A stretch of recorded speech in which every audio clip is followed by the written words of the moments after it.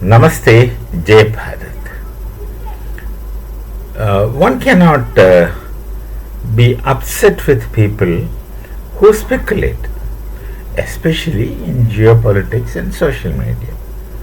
Really, though the speculations are at times very jarring, but one cannot be upset with speculations because if you look at the entire European philosophy, right from Greek philosophy, with one exception, not individual, but one aspect of exception, the entire European philosophy is speculative.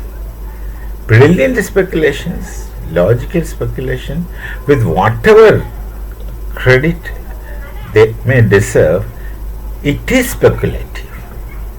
The method Aristotle had devised, which is found in Greek philosophy by and large, that's a method of assimilation. It really doesn't jump into the meta reality, can't. So that has limitations, but at a level beyond a line of philosophical transcendental, this works, assimilation works. But even assimilation is not very properly practiced in when it comes to the area of geopolitics and such discussions what we make. So speculations, of course, you cannot find fault with speculations.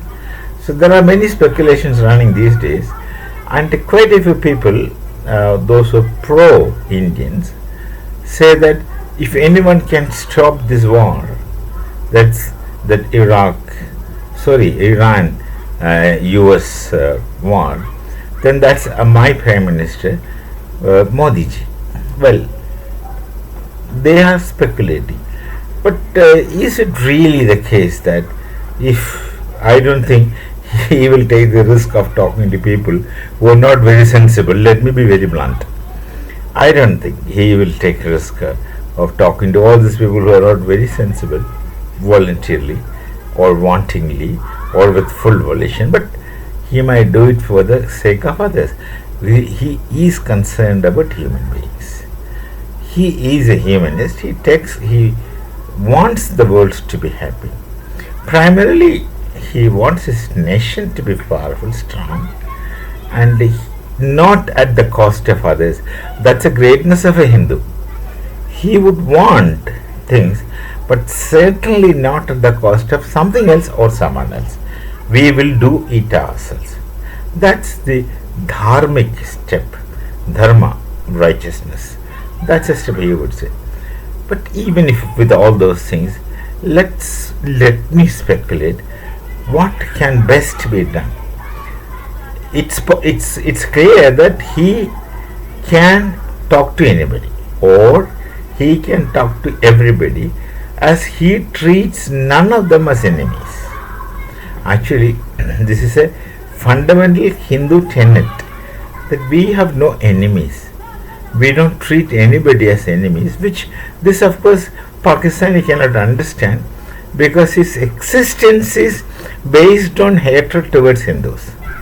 That's how the nation came into existence. So this kind of understanding is absolutely impossible when you talk about a Pakistani. But a Hindu is not allowed, I would say, to dislike or hate something which is in this cosmos, nature, because we are taught to coexist with the multiplicity and plurality, not just of this world, but of this entire cosmos, universe. So that's how the Shanti mantra of Devoha Shanti, Aushade Shanti, Apas Shanti, Shanti, etc. says. It takes care of the entire cosmos. Every department of the universe is taken care of.